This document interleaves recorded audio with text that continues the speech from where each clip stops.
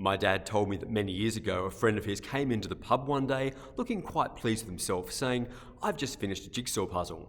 My dad said, "Well done. How long did it take you?" And his friend said, 3 months. Dad said, "Wow, 3 months. Is that good?" To which his friend replied, "Oh, I should think so. The front of the box said 5 to 7 years. Well, we've all done jigsaw puzzles, whether we were 5 to 7-year-old kids at the time or more recently as adults, and we know they can be fun and enjoyable, but sometimes frustrating as well. But the jigsaw puzzle will help us to understand what St. Paul is writing to us about today in the section of Romans that we read as our second reading at Mass. You know, we've been reading from Romans for several weeks, and I've been speaking to you about Romans chapter 8. And this is the last section we'll look at. If you want to catch up on the other messages, you can always subscribe to this video channel and catch up on those later. So what is St. Paul writing about today? He says in Romans chapter 8, verse 29, that God has intended us to become true images of his Son, Jesus. And this is not just something Paul writes once. This actually fits with a very big theme of all Paul's writing, that we are destined to become like Christ, to become we are made into the image of Jesus Christ, that we are conformed to the image and likeness of Jesus. These are phrases Paul uses many times. And so the idea that we have an image to grow into is something really helpful for our daily lives, because the project of our lives is like we are a jigsaw puzzle with all these pieces we're trying to put together. That's the complexity of modern life. We have family and friends and other relationships. We have work and study and volunteer activities. We have health and fitness and hobbies and leisure. All these things we're trying to put together to make sense of, and many of us feel like we're juggling so many things so much at a time. Well, St. Paul says that we are like people who have all these pieces of a jigsaw puzzle, but we can look to the image on the front of the box to see what this puzzle is meant to look like when it's all put together. We can look to Jesus Christ as our model, as our image and pattern, and say, this is who I'm meant to become like. And I can model myself on him and receive help from him to become like that. That is a great comfort, to know there is someone and something we are meant to be like. There is a pattern we can look at to follow, which helps to make sense of all the different pieces of my life. It doesn't make it always easy, but it means there's hope and something to look toward. That's really important for us to take hold of, because it's in a bit of a contrast to, I guess, really the underlying philosophy of modern culture and modern life is existentialism. Now, you've probably heard that word before. We throw around the term existential crisis quite loosely.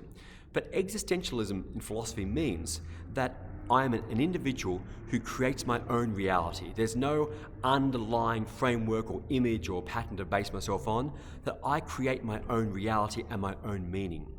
And what that means is that I'm like a jigsaw puzzle with all these pieces, but there's a blank wall on the front of the box. There is no picture for me to go back to think, gee, I wonder where this little bit of yellow or this bit of pattern goes. There's nothing. I have to work out completely for myself. Now, I guess that's an attractive freedom for many people.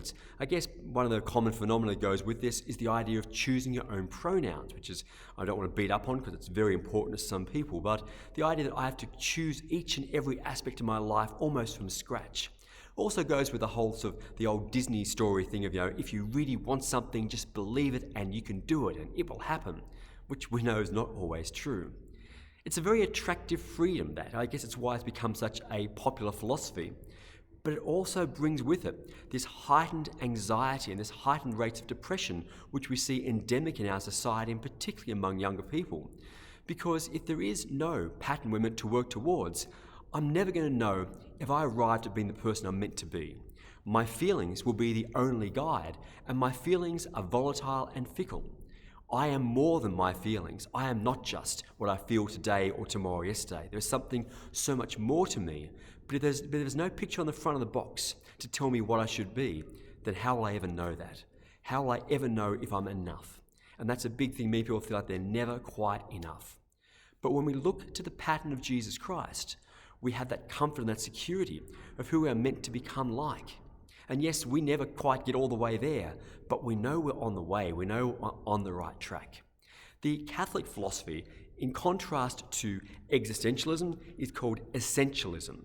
which says there is an essence to being human. There is something we are already made to be like, which rather than have to make up, we get to discover.